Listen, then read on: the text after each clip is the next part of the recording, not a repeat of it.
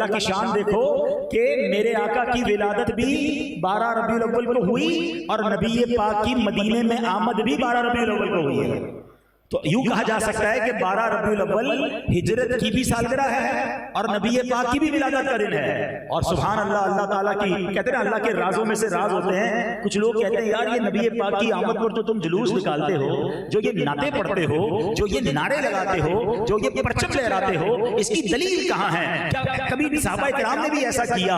ویسے تو ہر چیز کا جواب بڑا آسان ہے. یہ آئندہ کے لیے جواب سن لو کیونکہ ابھی ان لوگوں کو پرابلم ہونا شروع ہو گئی ہوگی یا ہونے والی ہوگی. جو اس طرح کے آپ سے سوال کیا کریں نا کہ نعتیں کیوں پڑھتے ہو، نعرے کیوں لگاتے ہو، جناب نیاز کیوں کرتے ہو، نعت خوانی کیوں کرتے ہو، تو ہمارے پاس سارے ریفرنس موجود ہیں. لیکن سب سے پہلا ہر چیز کا جواب یہ ہوتا ہے کہ یہ بتائیے کہ یہ چیز کہاں ناجائز لکھی ہے. ہمیشہ یاد رکھیں میرے بچوں، جب بھی آپ سے کوئی سوال کرے کہ بھائی آپ یہ جو کام کرتے ہیں یہ کہاں لکھا ہے، آپ کہیں شریعت نے جائز کاموں کی نہیں ناجائز کاموں کی لسٹ دی ہے. جو کام نہیں کرنے شریعت نے وہ بتایا ہے. انگریزی میں کہوں تو انڈوز کی لسٹ دی ہے، ڈوز کی لسٹ نہیں دی. جو کرنا ہے اس کی لسٹ نہیں ہوتی ہے. آپ بتائیں اگر آپ کی یہ خزانہ العرفان والی روڈ ہے، اس پر نو انٹری کا بورڈ لگا ہوگا تو آپ کیا کریں گے؟ آپ داخل نہیں ہو سکتے. کیا پورے کراچی کی روڈوں پہ یہ لکھا ہوا ہے کہ یہاں انٹری دے سکتے ہیں؟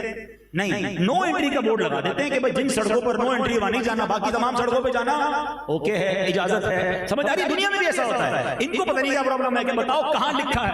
ہمارا سوال یہ بتاؤ کہاں لکھا ہے کہ نہیں کر سکتے ہیں. اگر نہیں کر سکتے کا ثابت نہیں ہے تو اس کا مطلب یہ سارے کام کرنا جائز. الحمدللہ. اب آؤ سبحان اللہ، دلیل چاہیے نا.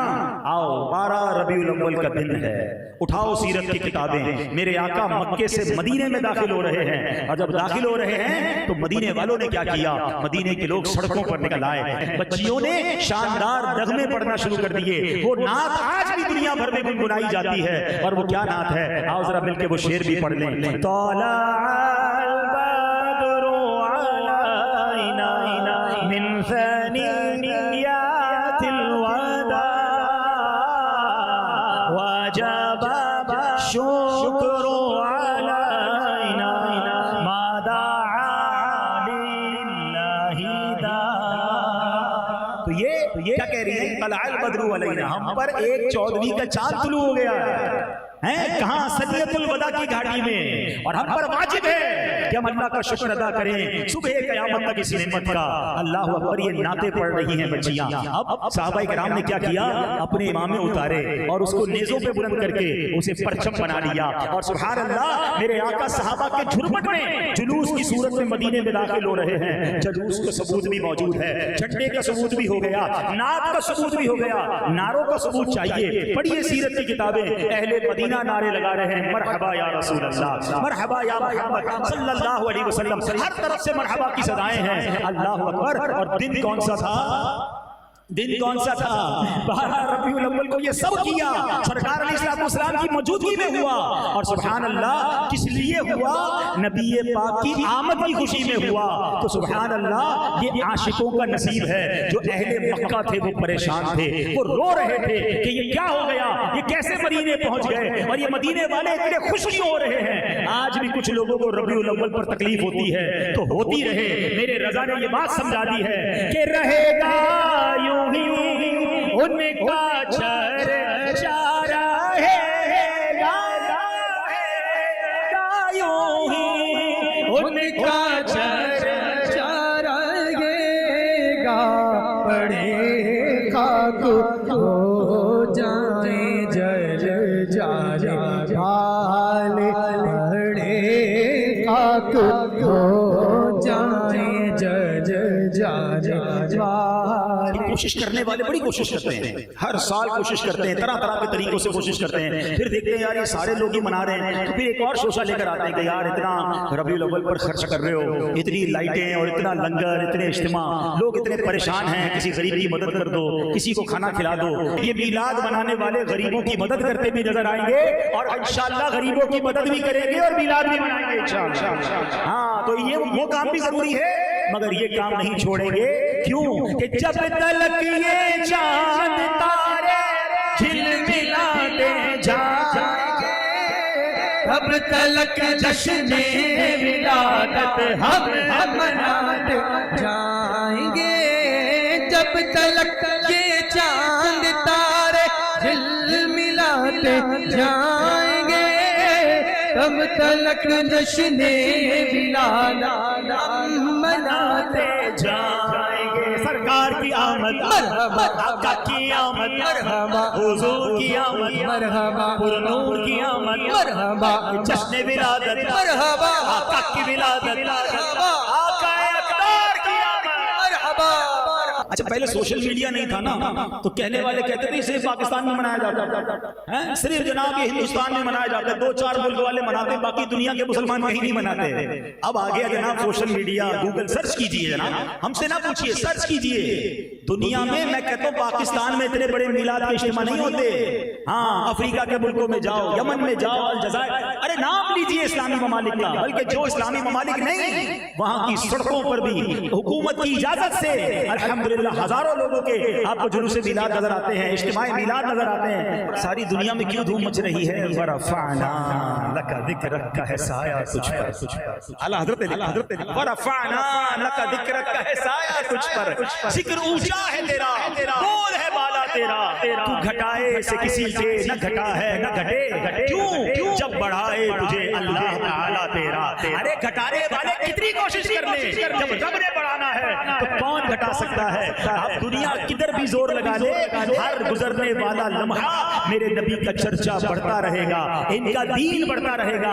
آج دنیا یہ کہنے پہ مجبور ہے کہ دنیا میں سب سے زیادہ اگر کوئی بڑھنے والا مذہب ہے، the most growing religion on earth، کائنات میں سب سے زیادہ تیزی سے بڑھنے والا کوئی مذہب ہے تو وہ اسلام ہے۔ ایک تحقیق کے مطابق صرف یورپ کی سرزمین پر ہر سال 1 لاکھ غیر مسلم مسلمان ہو رہے ہیں۔ اچھا ایک اور تحقیق ذرا دیکھیے گا، قرآن میں اللہ کریم نے ایک اور خوبصورت نبی پاک سے وعدہ فرمایا، ایک اور بشارت عطا فرمائی، وَلَلْآخِرَةُ خَيْرٌ لَكَ مِنَ الْأُولَىٰ۔ ہاں اس آیت کو سمجھ لو نا تو اور ایمان لاتا ہو جائے گا۔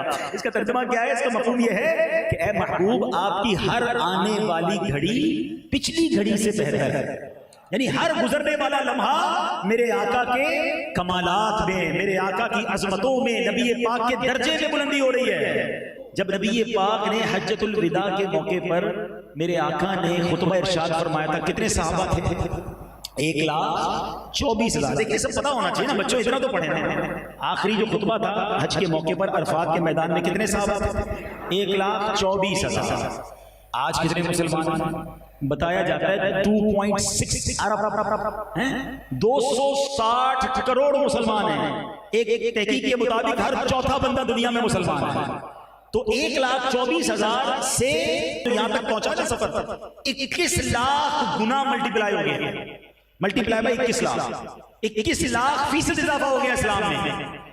اس وقت 1,24,000 میرے آقا کو ماننے والے، کلمہ پڑھنے والے تھے۔ بے شک صحابہ کے رتبے پر تو ساری دنیا کا کوئی مسلمان سب مل کر بھی نہیں پہنچ سکتے، میں سمجھانے کے لیے کہہ رہا ہوں۔ 1,24,000 تھے اور آج 2 ارب 60 کروڑ مسلمان دنیا میں پائے جاتے ہیں۔ ٹھیک ہے، کیسا اضافہ ہو رہا ہے، کیسے مرتبے بڑھ رہے ہیں، ہر گزرنے والا دن لمحہ بڑھ رہا ہے نا۔ اچھا یہ تو مسلمانوں کی تعداد بڑھی ہے، آپ کے غلاموں کی تعداد بڑھی ہے۔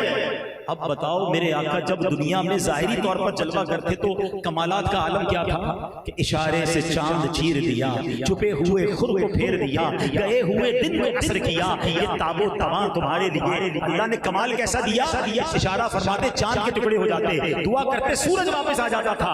میرے آقا وہ ہیں کہ نبی پاک علیہ السلام کی رضا کے لیے مسلمانوں کا قبلہ جو ہے وہ بیت المقدس سے کعبہ کر دیا جاتا ہے۔ اللہ قرآن میں فرماتا ہے فَلَنُوَلِّيَنَّكَ قِبْلَةً تَرْضَاهَا، اے محبوب ان قریب پھیر دیں گے اس قبلے کی طرف جس میں تیری رضا ہے۔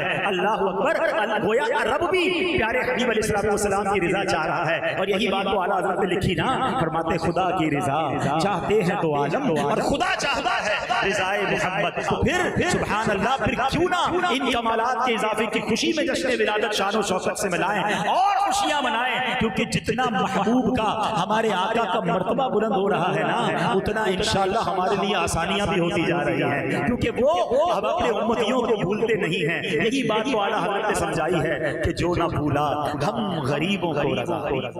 آقا کہیں بھی نہیں بھولے۔ ہاں نبی پاک دنیا میں تشریف لائے، لبھائے مبارکہ میں جنبش ہو رہی ہے اور آقا کے زبان پر پتہ کیا جاری ہے؟ رب حبلی امتی، رب حبلی، اے اللہ میری امت میرے حوالے، ابھی تو پیدا ہوئے ہیں، صلاۃ والسلام پڑھتے ہو نا، رب حبلی امتی کہتے ہوئے پیدا ہوئے، حق نے فرمایا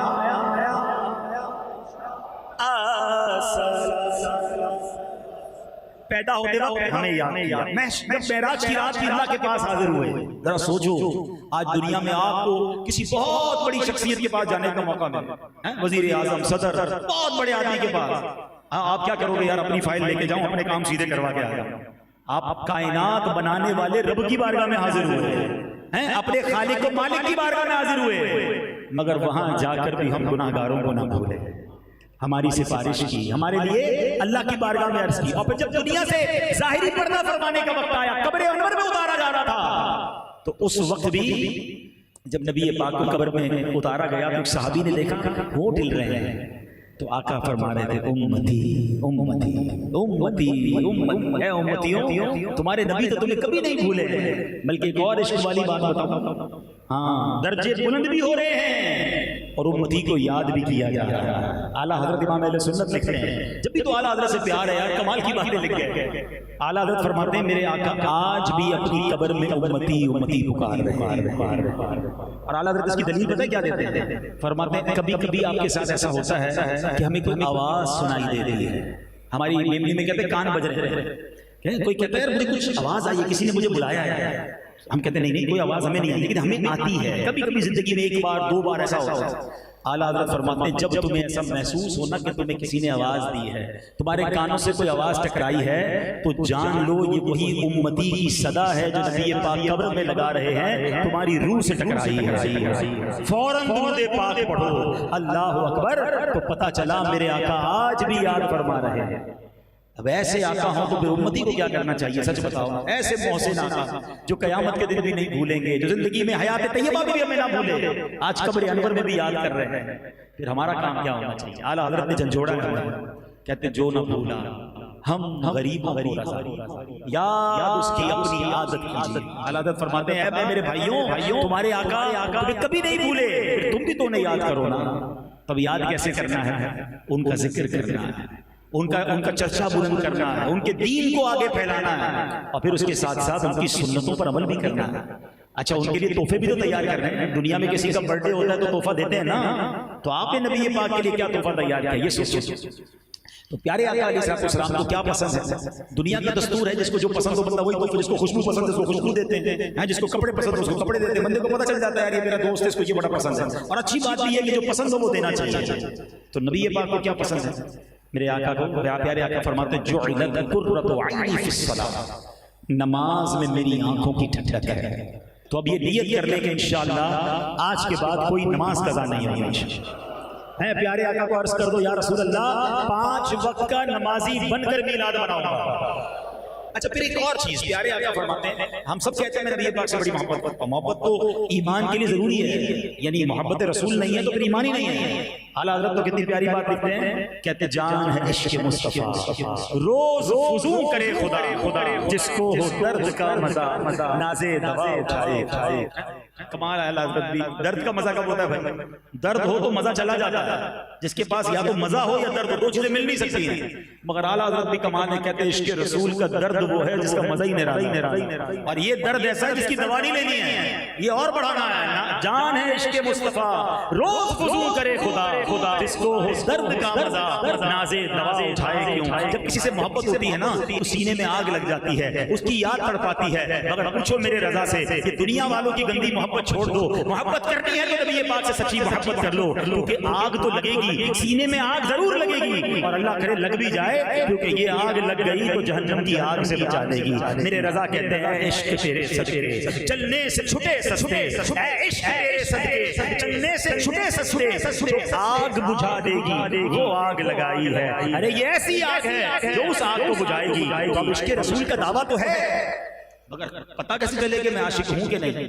میں کہہ رہا ہوں عاشق ہوں نا، مزہ تو یہ ہے میرے آقا فرمائیں کہ ہاں یہ میرا عاشق ہے، یہی آرزو ہو جو سرخ رو ملے دو جہان کی آبرو میں کہوں کہ غلام ہوں آپ کا وہ کہیں کہ ہم کو قبول ہے کمال تو یہ کہ آقا فرمائے نا تو آؤ نبی پاک سے پوچھتے حضور کیسے پتہ چلے کہ ہم آپ کے عاشق ہیں تو پیارے آقا نے بڑا پیارا فارمولہ عطا فرمایا فرماتے ہیں ومن احب سنتی فقط احبنی جس نے میری سنت سے محبت کی اس نے مجھ سے محبت یعنی نبی پاک نے کیا فارمولہ دیا جو میری سنت پر محبت کرنے والا عمل کرنے والا ہے وہ ایسا ہے جیسا اس نے مجھ سے محبت کی اور سنو آگے انعام کیا دے رہے ہیں فَمَنْ أَحَبَّنِي كَانَ مَعِيَ فِي الْجَنَّةِ جس نے مجھ سے محبت کی وہ جنت میں میرے ساتھ ہوگا جانا ہے نا جنت میں اور وہ بھی نبی پاک کے ساتھ جانا ہے انشاءاللہ اللہ کی رحمت سے تو جنت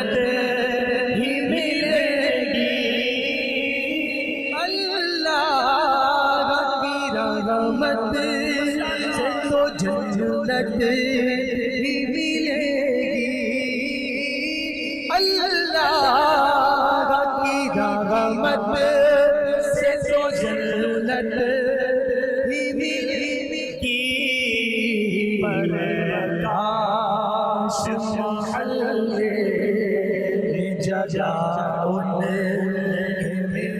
آقا کے ساتھ جنت میں جانا تو خود نبی پاک فرما رہے کانا پائی اپنی جنت یعنی فرمایا کہ وہ جو میری سنت پر عمل کرنے والا ہے وہ مجھ سے محبت کرنے والا ہے اور جو مجھ سے محبت کرنے والا ہے وہ میرے ساتھ جنت میں ہوگا اگر آقا کے ساتھ جنت میں جانا ہے تو سنت کو تھام لیں تو اس بار میلاد سنت پر عمل کر کے منانا ہے اسی طرح جھوٹ چھوڑ دیں سچ بول کر میلاد منائیں گے ہاں وعدے پورے کر کے میلاد منائیں گے حرام کمانے والا میرا کوئی بھائی ہے تو توبہ کر لے کہ نہیں بس اب میں نے حلال کما کر میلاد منانا ہے تو انشاءاللہ زندگی میں اس بار میلاد کچھ نئے انداز سے منانا ہے گھر تو سجانا ہے محلے بھی سجانے ہیں مگر اپنا آپ بھی سجانا ہے اور دیکھو یہ سارے تحفے ہماری طرف سے ہمارے آقا کے لیے ہوں ہم تو غلام ہیں غلام کیا تحفہ دے سکتے اپنی حیثیت کے مطابق مگر ایک دنیا کا دستور یاد رکھنا فقیر مسکین اپنی حیثیت کے مطابق تحفہ دیتا ہے مگر بادشاہ جب اس کے بدلے تحفہ دیتا ہے نا تو اپنی شان کے مطابق تحفہ دیتا ہے ہاں اور میرے نبی کی عطائیں بتائیں کیسی ہیں آؤ یہ بھی بریلی کے تاجدار سے پوچھتے ہیں کہ اعلیٰ حضرت ہمیں بتائیے میرے آقا جب عطا فرماتے ہیں تو کیسا عطا فرماتے ہیں تو سنو میرے رضا کیا کہتے ہیں لکھتے ہیں میرے قریب سے گئے قطرہ کسی نے مانگا میرے قریب سے گئے قطرہ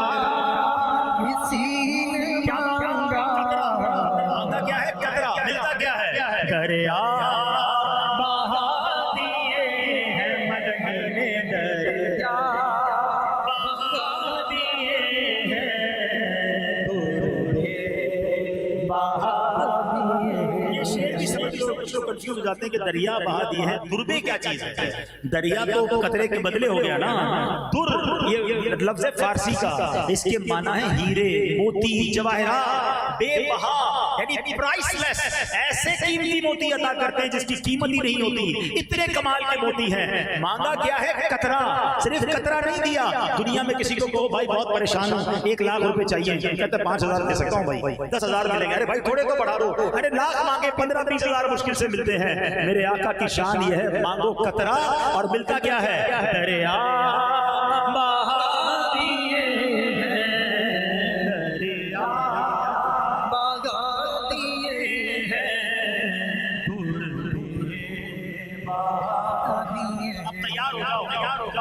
جشن ولادت اس بار ایسا منانا ہے کہ اپنی طرف سے تحفے پیش کرنے نبی پاک کو اور جب نبی پاک نے عطا کرنے ہیں نا تو سارے غم دور ہو جائیں گے ساری مشکلیں آسان ہو جائیں گی اللہ سے عرض کرنا ہے مولا تیرے حبیب کی خوشی کا مہینہ ہے اے اللہ اس خوشی کے مہینے میں ہمارے سارے غم دور فرما دے تو انشاءاللہ اس بار نمازی بن کر سچ بول کر حرام روزی چھوڑ کر مسلمانوں کا خیال کر کے پریشان حالوں کی مدد کر کے میلاد منائیں گے اور جب تک زندہ رہیں گے تب تک منائیں گے آنے والی نسلوں کو بھی سکھا کے جائیں گے کہ انشاءاللہ جب تک زندہ رہنا ہے میرے آقا کا میلاد مناتے رہیں گے انشاءاللہ اللہ پاک ہم سب کو عمل کرنے کی توفیق عطا فرمائے آمین بجاہ النبی الامین صلی اللہ علیہ وسلم